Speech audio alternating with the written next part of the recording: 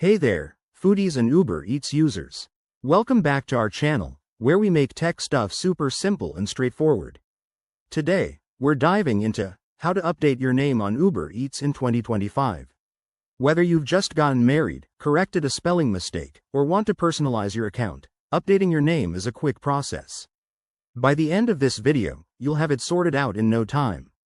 Let's jump right in. First things first. Make sure you have the latest version of the Uber Eats app installed on your phone.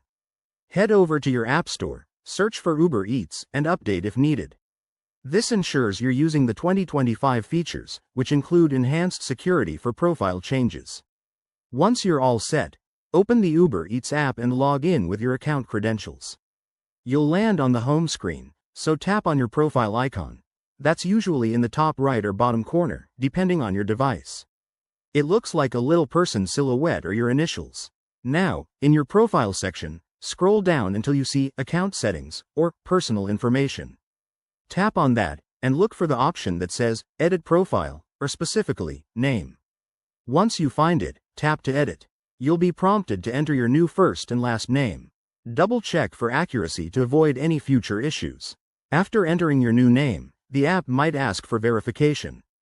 In 2025, Uber Eats has added a quick identity check, so you could be asked to confirm via email, text, or even a simple facial scan for added security.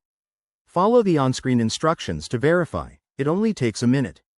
Hit Save or Confirm, and voila! Your name should be updated across the app. To double-check, go back to your profile and see if the changes are reflected. If everything looks good, you're all done. One quick tip. If you run into any errors, make sure your account is in good standing and try restarting the app.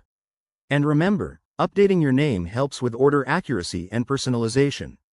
Thanks for watching. If this helped, hit that like button and subscribe for more tech tutorials. See you next time.